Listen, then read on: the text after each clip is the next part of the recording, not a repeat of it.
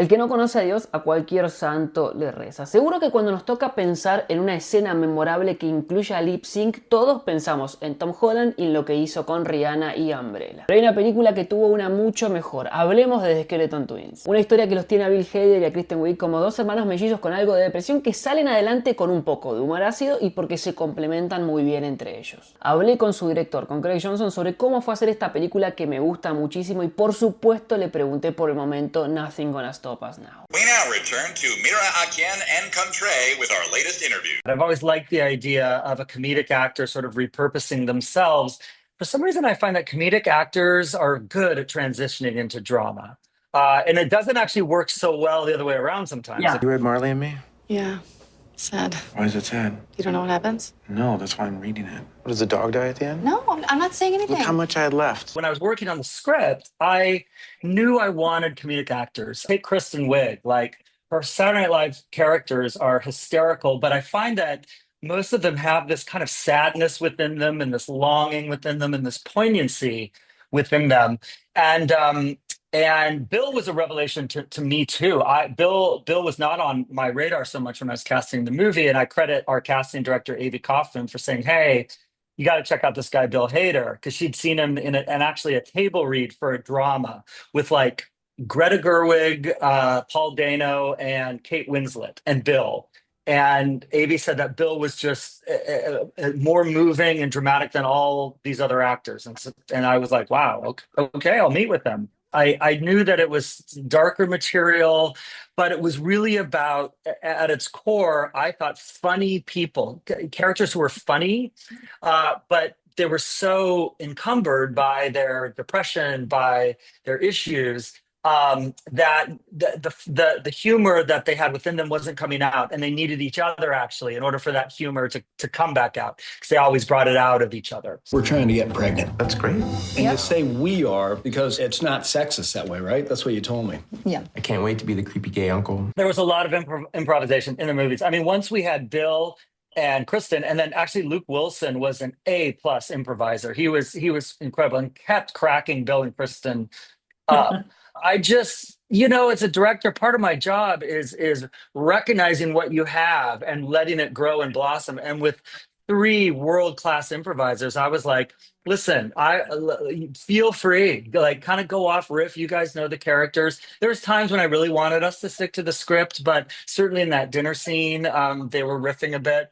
There's a scene where Bill comes home drunk late at night from a bar, and he's like interrupting them in bed. A lot of that was improvised. Just they would throw little things out there.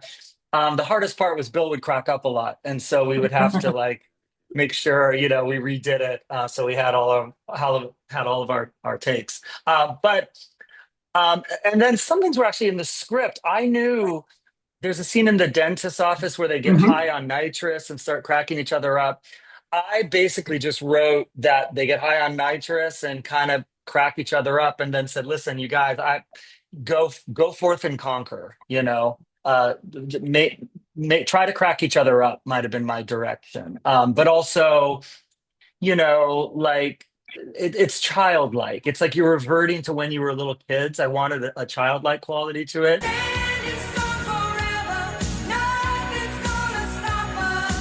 First of all, how did you find it? What did you find in that song in particular, shooting that, and what's the meaning of that scene in this film? Yeah, sure. I mean, I had written in the script, it was just like 2 sentences. It was like, he's pissed off. He puts on, in the script, it was a song called Hold On by Wilson Phillips. And he lip syncs to it and cheers her up. That's all that was written. And the first thing was the song, which, if you remember the movie Bridesmaids, that's the final song. Hold on for one more day. Once I had Kristen was like, "We need to change the song, don't we?" And I was like, "Yes, we do, and we will."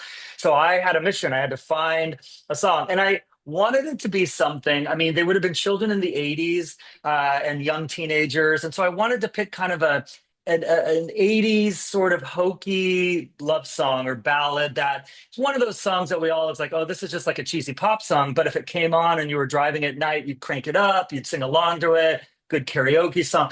So I listened to so many, and we had a few that we were trying to decide between. The song is called Nothing's Gonna Stop Us Now by the band Starship.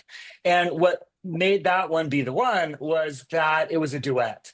And so I didn't have the idea that they were singing it back and forth to each other like it is in the movie until I found that song, which was, yeah, a couple weeks before we shot the scene. So I kind of pitched it to them. I said, what if this is more of a like number, like a production number where he's trying to get you to sing the Grace Slick part, the female part, and she refuses, and it could be a dramatic scene. And I think that's why, normally if a movie grinds to a halt for a big musical number, if it's not a musical, it's a little bit like, why are they doing this? But I think because there was drama in there, because he was trying to get her to sing it, the scene worked. It actually furthered the story, and you got to see what I was saying at the beginning of this, the whole point of the movie, which is that they could breathe life back into each other, and they could bring out the best in each other. And they were the only ones that could do that to each other. So that was what the scene was about.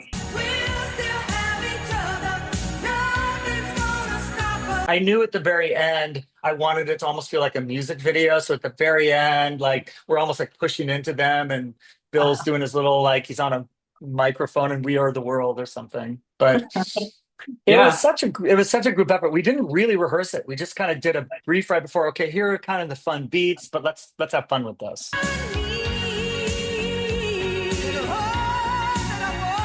Tell me about Bill Hader having an allergic reaction to peanut butter. Do you remember that? Because how scary was that? Yeah. Do I ever? Yes, I completely remember that. We had to shut down the shoot, and we had to do a pickup shoot weeks later. Actually, it was the scene where we were in the rock climbing gym, and he's talking to Luke Wilson. And we did one take. We did one wide of them sitting together talking, which I think is maybe the only wide we ended up getting. And we did it. Yes, I'm remembering now. We did it the wide before lunch. We had lunch, and then Bill ate a chocolate that had some peanuts in it, and he's deathly allergic. And we did one take after lunch, and Bill was just like, it was a single on him. He just was like out to lunch. I was like, oh God, he's sleepy or something. Something's not happening.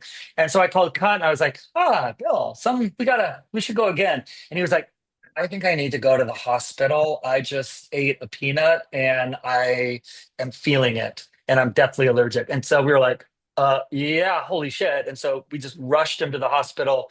That shut down shooting for the rest of the day. No, that's not true. We shot without Bill. We shot all of Luke's side of things, including the climbing wall. So when you see the climbing wall scene of Bill up there on the climb and Luke down below, Bill, those scenes were like 3 weeks apart, Luke's side and Bill's side. So there's just a stand-in for Luke, and then Bill, Surprise. Oh, back from the dead. What are you doing here?